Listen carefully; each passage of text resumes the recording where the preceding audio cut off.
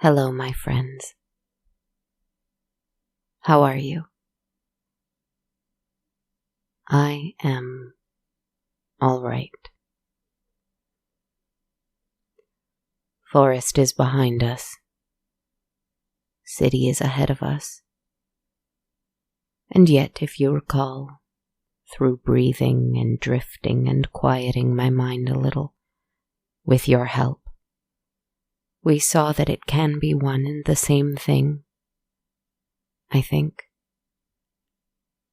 That's the point, isn't it? It must be the point. To bring the magical forest to the unyielding city, I think. Last week I didn't have the heart to tell you a story. This week I don't really have the heart for the truth. And yet I'll share it nonetheless. I'm on the outskirts of a city. What will happen when I enter? What will I do? Live? Is this where I will become the magician? Or at least incorporate him into my destiny, if that is what is meant for me? What does that mean? Images come in and out of my mind, and I can't say that they're always there for a reason I understand or am in command of, because they're not, and I am not. Sometimes they're just there. They just flow in and out, and I'm not sure if I need to learn to trust them, or if I've just decided to, and that's fine. I don't know. I asked my cards what I ought to begin with on this new leg of my journey, whatever it is. Well, I did not ask, but rather, I started the sentence. I will start with. I will start with. I will start with. And I shuffled and shuffled until the answer jumped out. I will start with the Emperor. He is upright. That's unusual. For me it is unusual. He is most often reversed. Not tonight, however. A patriarch. Respect, authority, rules, power, wisdom, protection. I like to think that I am beyond this card. Foolishly. This card never appears upright for me. I do not care for establishments and rules and boundaries and such. But I find him to be a bit of a comfort right now. I have just lost a forest. I could use a steady hand on my shoulder. I could use a little guidance. Like the King of Wands who we saw not long ago, this card could mean that I, as the recipient of the card, must step into a role of power and leadership. I recoil at this idea. But on the other hand, the idea of being a source of stability and protection for others is a sweet concept, isn't it? Or perhaps it means that we have already found ourselves in a position of stability, control, and power in our own lives. Wouldn't that be nice? And does it only require believing it to be so, in order for it to actually be? Indeed, I will start with the Emperor. Perhaps I must accept that I do have the power to make the rules in my own life. I believe that I do. But belief and action are two different things. My heart is heavy, but my vision is clear. And this is another quality of the Emperor. His keen sense of purpose and direction can be a beacon, even to those of us who have disliked him in the past. But I have disregarded the fact that he can speak to our own rules, our own authority, our own sole direction, Undoubtedly, we each need an emperor in our hearts to defend the gates, to dictate what we will and will not stand for, and what ought to be in our world. Boundaries, laws, rules, regulations. I accept them only when it comes to my own temple, and in that regard, I stand up for them quite strongly. Or at least I am learning to. I will start with the Emperor. My cards told me.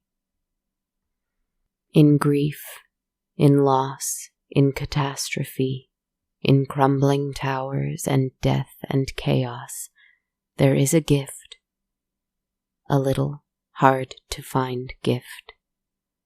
But if we search and search just so, we can find this tiny, humble gift. We learn where pride has crept in and kept us closed up, closed off, and lying to ourselves. If something comes and cracks our foundation, we receive a very important gift. A gift of seeing the opening, seeing both the blood pouring out but also the light creeping in. Every flaw can be a vehicle for powerful change. Mine has been in hating this city, in refusing to forgive the world and the fiction of time.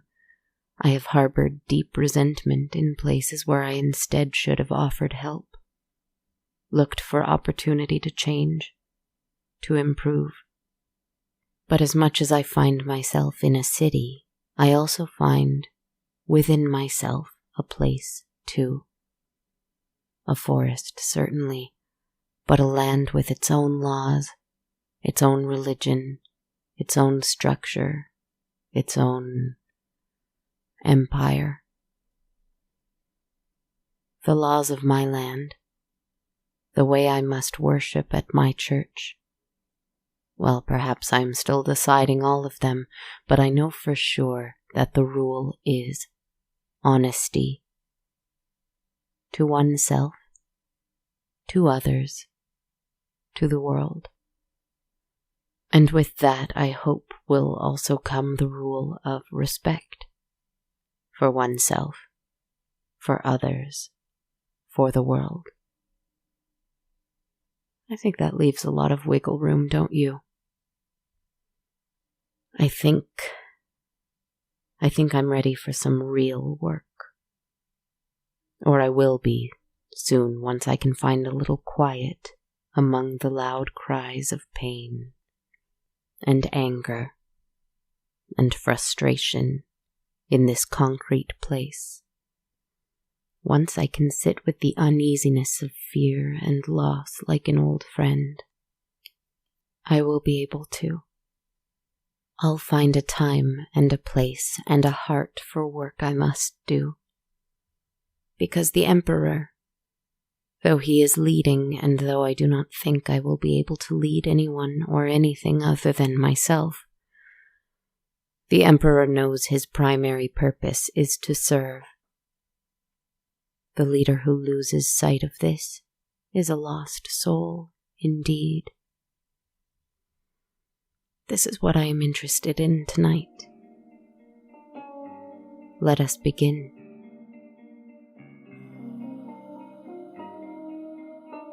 I once walked on a long road, a dirt path winding and seemingly never-ending. I walked and I walked and I was not alone, though sometimes I felt as though I was. Sometimes I even spoke about how alone I was. But the truth is that I was never alone, not even once, for the entire journey. And though my feet hurt, and though I lost treasures and trinkets along the way, a little trail of breadcrumbs, the journey was a worthwhile one, for it took me to the outskirts of a city that I feared and loved and hated and longed for, all in equal measure. And even in all the ways in which I knew I was not alone, as in there were ghostly ears listening to my songs as I went, listening to my selfish musings, my little self-centered audio diaries, bless them, generous of them, kind and sweet ghosts they were. But that is not the only way in which I was not alone, for I had company in the dark stranger who followed the trail of trinkets and treasures I dropped behind me.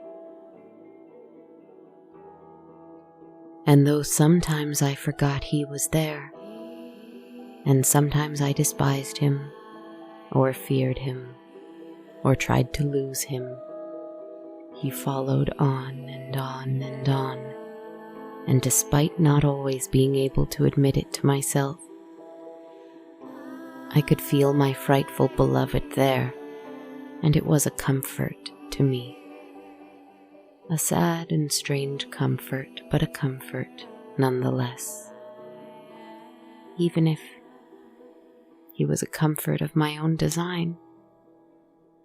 And in my selfishness, I forgot that all this time there is a sacrifice that I am meant to make. Oh dear. I think I've feared this. But then, I fear many things, so why not add one more little terror to the list? My beloved behind me, a horrific city ahead of me, and no more excuses left. Only sacrifice. Sacrifice of the most freeing, load-lifting kind. And isn't that the most dreadful kind of all? The one where we release everything that has been weighing us down, until all that is left is you. Listen to me carefully when I say that I will try to speak the truth. Stories are hard lately. Stories with characters and beginnings and ends, because the more and more I think of it, the more I realize that there is a larger story, a bigger, much more frightening and much more exciting and much more important story out there. But this one, I don't know the ending of. I wasn't there for the beginning of. The middle is so complicated. And I'm stuck in it with you, frightened and fighting and sighing and sorrowing, but that is not how it needs to be. That is not how it needs to be for us. Tired and lost soul that you are, fearsome and fearful creature that I am. The most frightening thing is the law here. The emperor's law that sits in my heart, desiring honesty, seeking truth, demanding a veil be lifted. But I can only demand of myself, not of anyone else. And so, I know what I must do. As I approach the great stone altar, onyx and shining just like my old throne that I imagined and horrified myself at, what a terrible thing is our own pride, our own want, our own lust for power and control and more fame, more money, more love, more respect, more.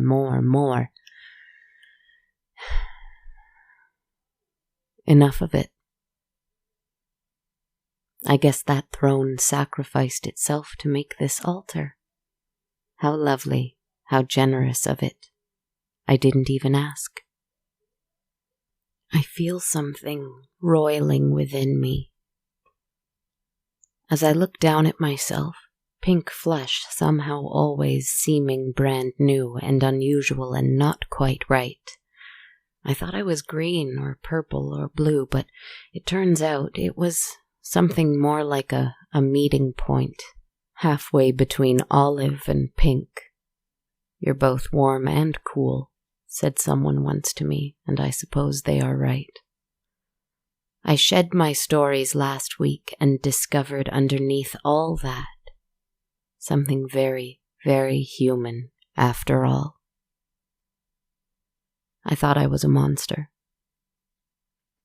Turns out, I'm just a person. Turns out I'm just a body.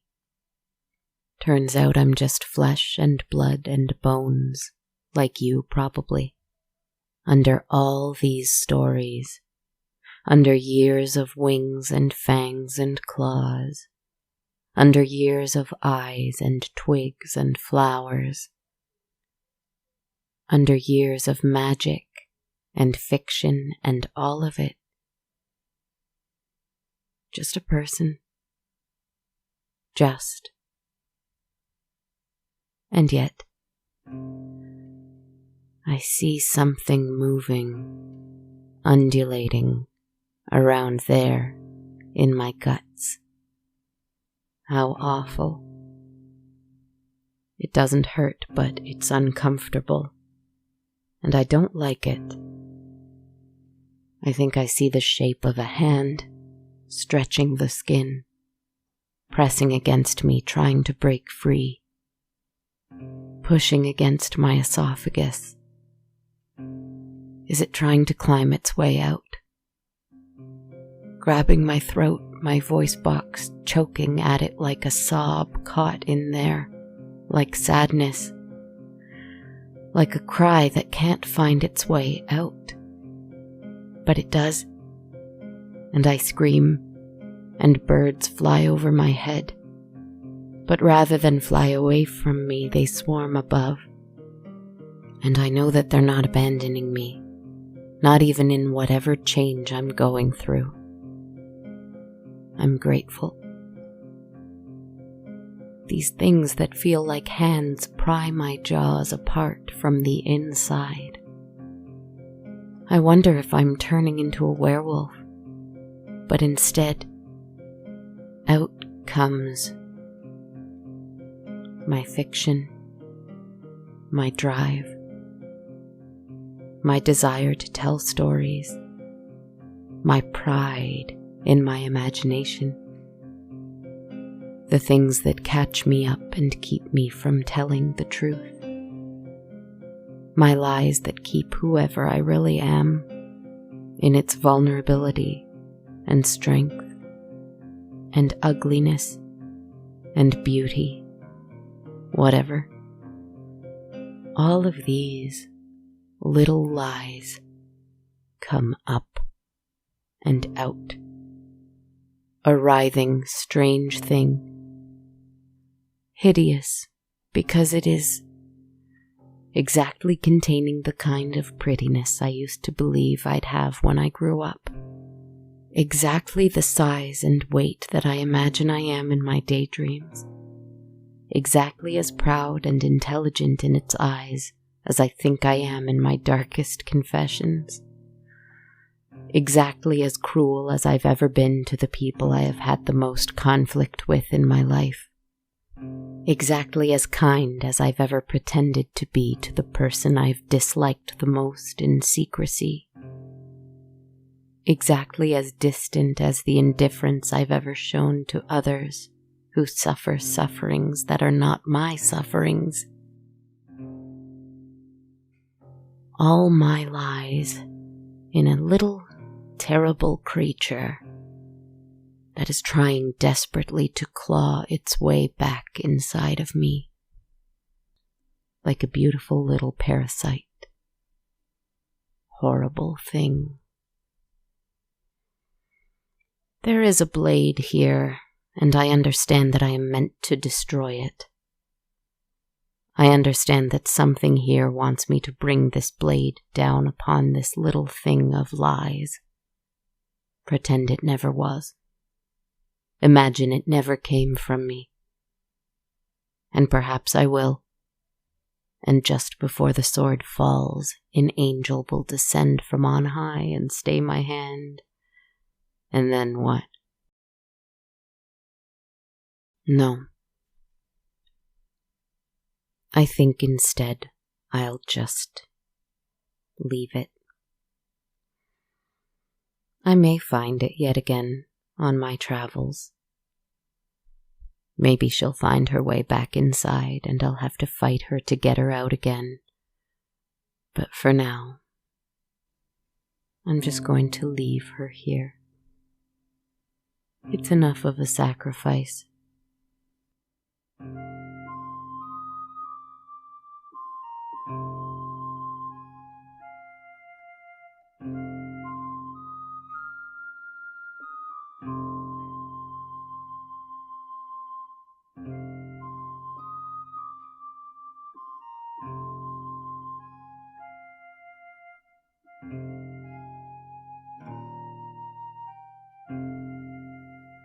Though I'm certain people can see the blood pouring from my mouth and down my body, like a walking open wound. Though I'm certain that the expression of relief and delight mixed with the trail of tears carving their way through the now drying blood is a most off-putting sight. I don't really care. I walk the streets of this city, and those who pass me can scream and run if they like. The emperor who walks alongside me, albeit in my imagination, demands honesty. So that's what I'm going to give. The strangest thing? No, not the strangest thing, but rather the best thing, is that as I walk, bloody and cold and aching and trembling, something between a newborn and a walking corpse, and as I see people arch their brows or pretend not to see me, or walk the other way, or scream, or legitimately just ignore me, as they ignore many, many things around here. Sadly for them, I mean. I catch the eye of others, other strange, bloody people, somewhere between newborn and corpse. Others who look me right in the eye and see the mess that I am too. Not the same. Each of us very unique. Different kinds of wounds after sacrificing or trying to sacrifice. Different kinds of monsters. Unique. And yet one in this experience of, honestly, just trying to find a path. Trying.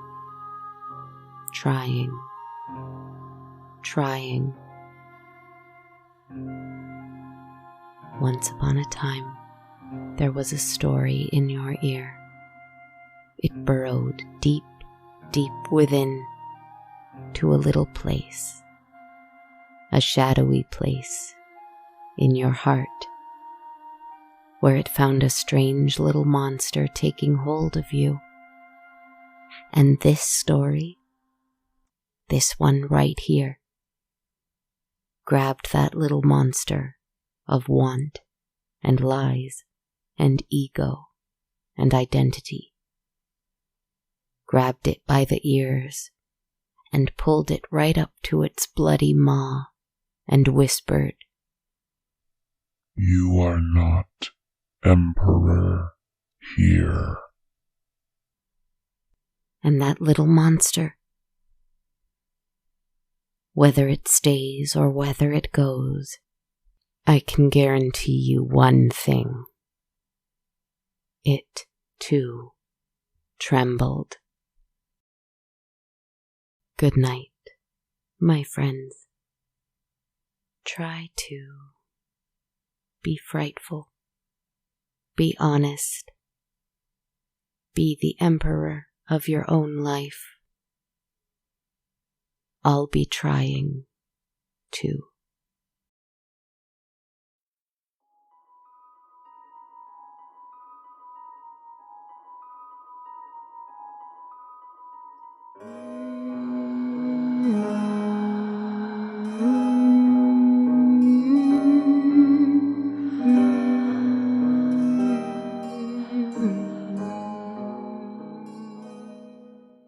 Hi everybody. Thank you so much for listening into episode 189 of On a Dark, Cold Night. Better late than never, right? This is your host, writer, composer, narrator, podcaster, etc., Kristen Zaza. I hope you're doing well out there. Thanks again for your patience with this episode. It's been a bit of a tough time. My family lost someone very special this week. She was one of the strongest people I know, and will miss her very much.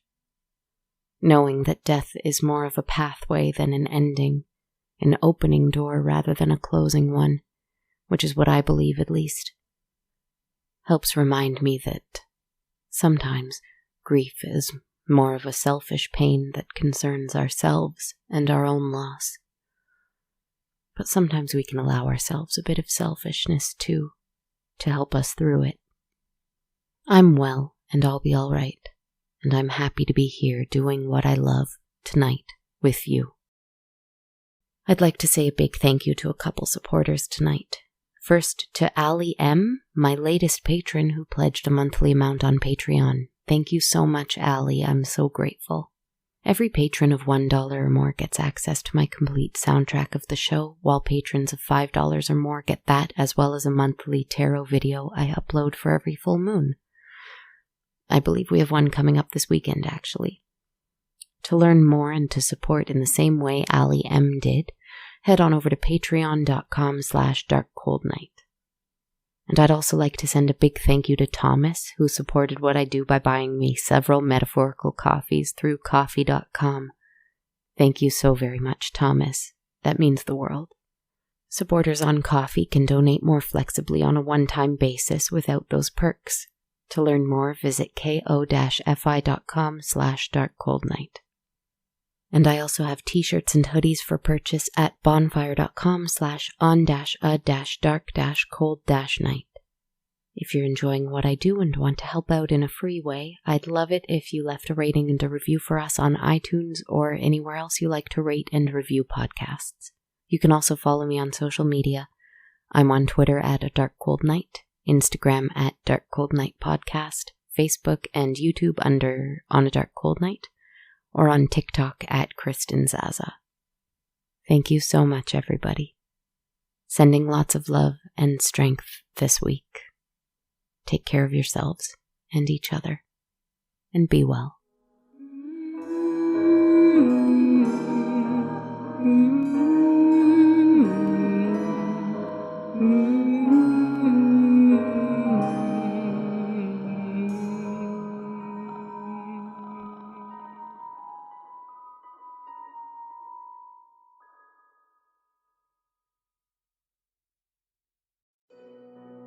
This podcast has been brought to you by the Sonar Network. Sonar.